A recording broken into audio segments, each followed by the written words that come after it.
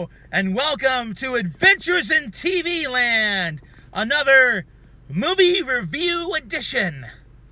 For today's adventure movie review, we're going to be talking about The Suicide Squad.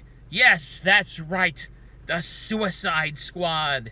Directed by James Gunn from, he was originally from St. Louis. The Suicide Squad. Suicide Squad is a sequel to the previous Suicide Squad movie. I believe that was just called Suicide Squad, however. This film, other than a few characters, storyline, it doesn't really have anything to do with the original film. The concept is the same, however. The characters, they get together because they're brought together because they're all in prison, they're criminals, and in exchange for doing this suicide mission, if they live and they don't run away, they either, get time off their sentence or are set free or something else along that line. So I have to say, I wasn't for sure what to expect from this movie. I saw some of the previews. I was kind of like, I don't know. But I really enjoyed it. I had a really good time. There's, there's a lot of different characters in here. Some of them on screen for a much longer time than others. But it was a thoroughly enjoyable movie. Basically, the team is sent to this small Central American island country.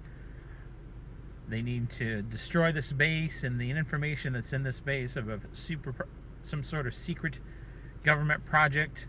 And along the way, things just don't go quite as planned.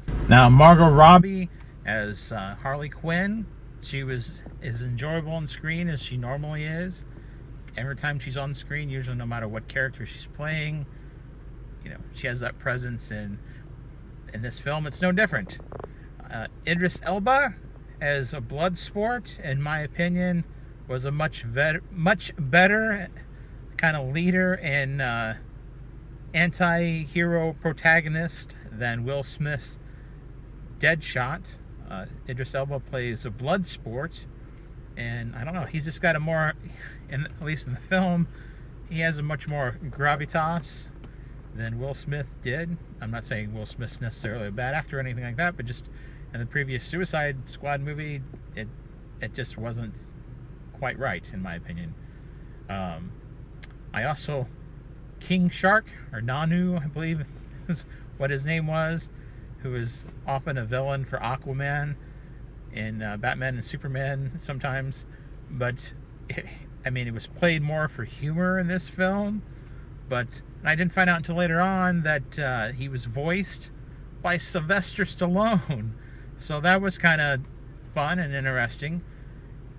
But he's a lot of fun and entertaining to watch on screen.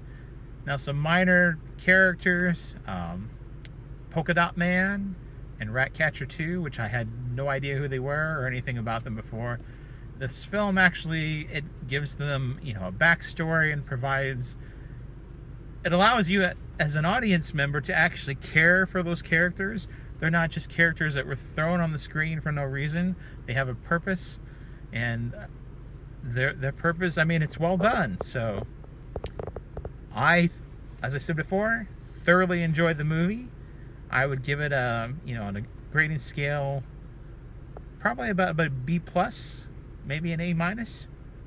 I haven't seen a ton of movies in the movie theater this year, but this would be towards the top of my list so far, just for pure entertainment value.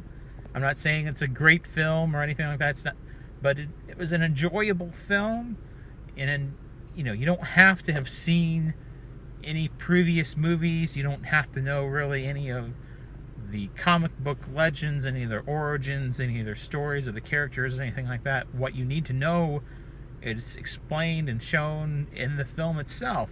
And so the movie, it's basically a self-contained unit for the most part.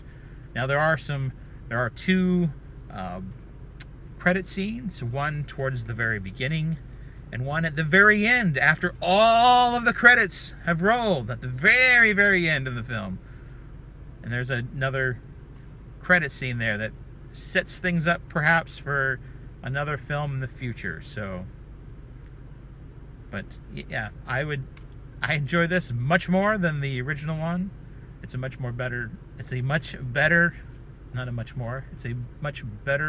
movie. The pacing's more well done, the acting, the special effects, the cinematography. It's just all around better. The writing is better. And so yeah, 2 thumbs up.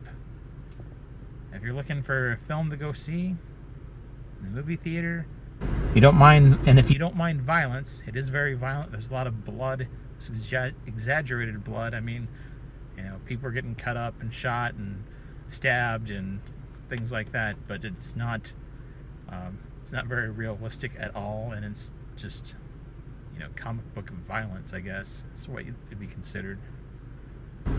So yeah, The Suicide Squad. Go see it.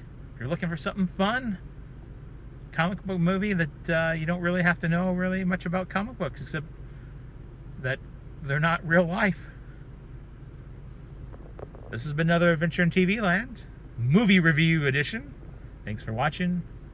If you like this video, hit the like button. If you disliked, hit the dislike button. Subscribe to my channel for further content and ring that bell for email notifications. Until next time, that's a wrap.